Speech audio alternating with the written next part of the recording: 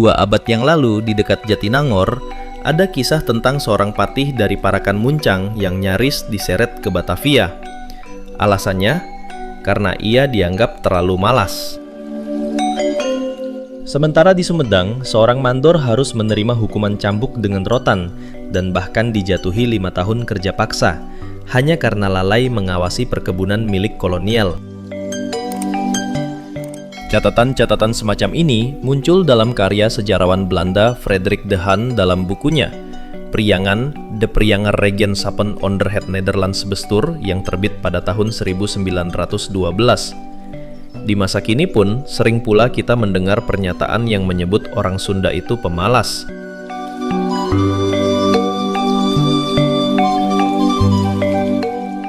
Paul Lafargue dalam bukunya The Right to be Lazy yang terbit tahun 1883 menyebut bahwa kemalasan hanyalah sebuah wacana yang dibuat oleh kapitalisme untuk menciptakan ilusi cinta bekerja. Senada dengan itu, Syed Hussein Alatas, seorang ilmuwan Malaysia yang lahir di Bogor dalam bukunya The Myth of Lazy Native tahun 1977, menjelaskan bahwa mitos kemalasan pribumi adalah wacana yang lahir dari rahim kolonialisme. Ia menyebut bahwa sedikit sekali catatan tentang kemalasan kaum Bumiputra di Jawa pada abad ke-16 dan ke-17. Mitos malas justru berkembang pada abad selanjutnya, setelah munculnya penolakan pribumi yang dikerahkan untuk bekerja dalam program tanam paksanya Van den Bosch. Dalam tulisannya tersebut, Alatas juga menggambarkan bagaimana para tuan kolonial menilai para pekerja pribumi. Bagi mereka, orang-orang yang berpeluh di ladang dan kebun dianggap membosankan, lamban, bahkan kekanak-kanakan. Van den Bosch sendiri pernah mengatakan bahwa kecerdasan orang Bumiputra dewasa hanya setara dengan anak Belanda berumur 12 tahun. Sementara Profesor Dennis Lombard pada tahun 2005 menegaskan bahwa anggapan malas sejak lahir itu bukan kenyataan, melainkan hasil ciptaan kolonial, sebuah narasi yang sengaja dibangun untuk membenarkan penindasan. Dengan membentuk citra palsu tentang Bumiputra yang malas, mereka punya alasan untuk terus menguasai dan mengatur segalanya. Perang Jawa yang berkecamuk dari tahun 1825 hingga 1830 benar-benar menguras kas pemerintah kolonial.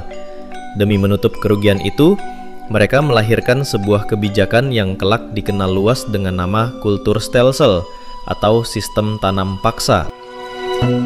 Lewat kebijakan ini, masyarakat Hindia Belanda diwajibkan menanam tanaman komoditas ekspor di tanah mereka sendiri. Bagi pejabat konservatif di Amsterdam, sistem itu dianggap cukup ampuh untuk memulihkan ekonomi koloni dan mengisi kembali kas negeri Belanda. Namun, jauh sebelum sistem itu diterapkan, pada akhir abad ke-18 muncul suara yang berbeda. Dirk van Hogendorp, seorang tokoh liberal Belanda, pernah mendesak agar kerja rodi, perbudakan, dan tanam paksa dihapuskan. Ia membayangkan sebuah sistem yang lebih manusiawi, di mana masyarakat jajahan diperkenalkan dengan kerja bebas dan perdagangan yang adil. Sayangnya, gagasan itu ditolak mentah-mentah.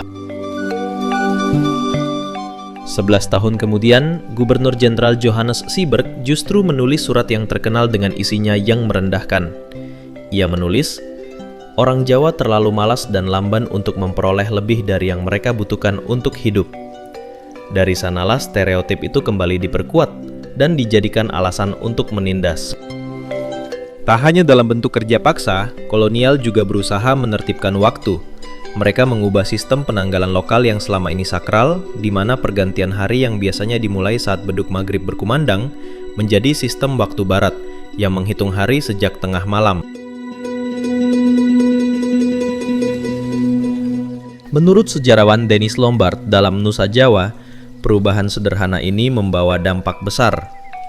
Ritme hidup masyarakat Bumiputra berubah. Konsep waktu yang sebelumnya terikat pada alam dan spiritualitas, kini diubah menjadi alat disiplin kerja. Kolonial tak hanya menjajah tanah, tapi juga menjajah waktu. Lewat jam, kalender, dan disiplin baru itu, mereka membentuk perbudakan modern, mengekang tubuh dan pikiran orang Bumiputra agar tunduk pada waktu yang bukan lagi milik mereka. Dalam pandangan pemerintah kolonial, apa yang mereka sebut sebagai pemberadaban bangsa Bumiputra bukan sekadar misi sosial. Di baliknya ada tujuan besar, menyiapkan tanah jajahan agar bisa menopang ekonomi modern versi mereka sendiri. Sementara semboyan kemajuan terus digaungkan, ribuan hektar lahan di Priangan dibuka lebar-lebar, hutan-hutan dibabat, tanah adat diubah menjadi perkebunan besar yang menghasilkan kopi, teh, dan berbagai tanaman komersial. Semua atas nama pembangunan dan peradaban, meski kenyataannya hasilnya mengalir bukan untuk rakyat di tanah ini, melainkan ke negeri seberang. Bagi pemerintah kolonial, sistem tanam paksa adalah urat nadi ekonomi mereka. Begitu pentingnya sistem ini, sampai-sampai siapapun pejabat atau bangsawan lokal yang mencoba menghambat akan segera dikenai hukuman berat.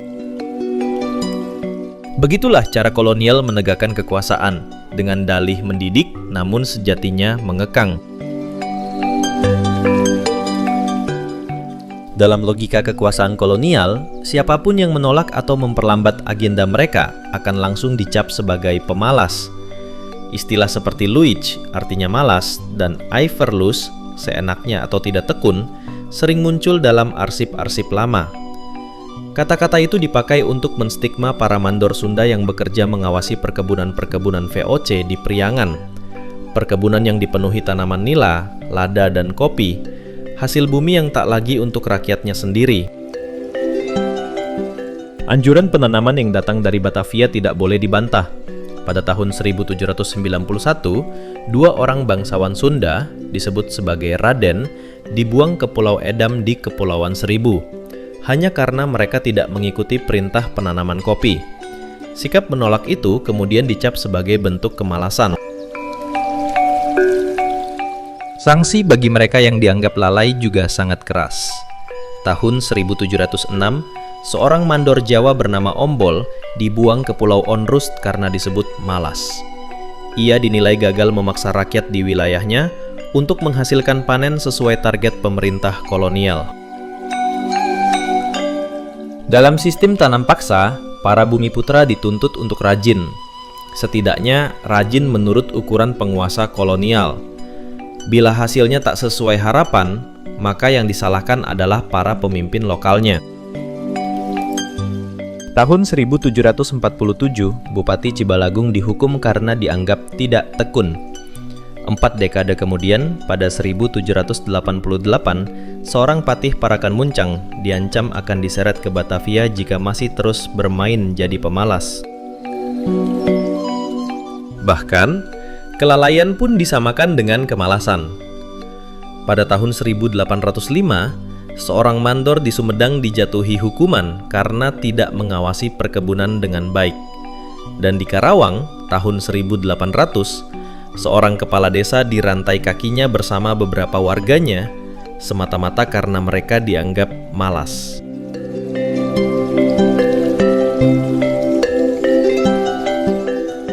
Bagi kolonial, kemalasan bukan sekadar sifat, tapi alat.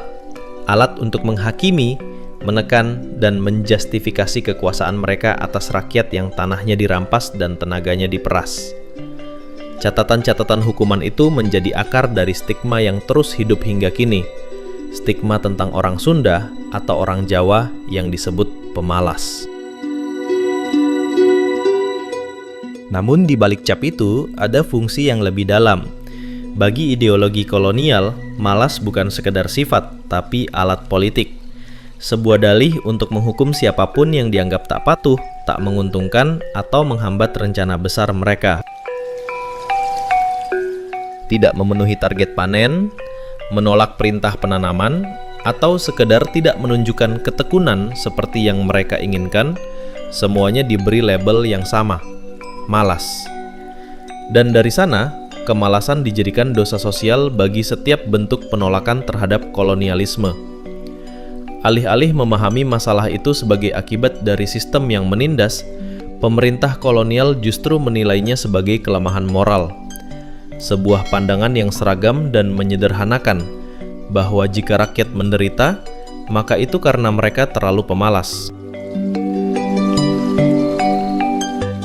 Eduard Douwes Dekker, seorang humanis Belanda yang lebih dikenal dengan nama pena Multatuli, melalui novelnya yang legendaris Max Havelaar tahun 1860, memberikan gambaran bahwa sikap acuh rakyat terhadap perintah tanam paksa bukanlah kemalasan, melainkan perlawanan diam-diam yang tumbuh dari kelelahan dan dari kesadaran bahwa mereka sedang dijajah. Orang Sunda itu pemalas. Sebuah kalimat sederhana, tapi menyimpan sejarah panjang yang gelap di baliknya. Citra itu bukan muncul begitu saja. Ia diciptakan, dirancang dengan sengaja oleh para kolonial untuk menyesuaikan cara hidup masyarakat Nusantara dengan model kerja ala Eropa. Ketika waktu, sistem kerja, bahkan cara berpikir diatur ulang, semua dilakukan atas nama pemberadaban.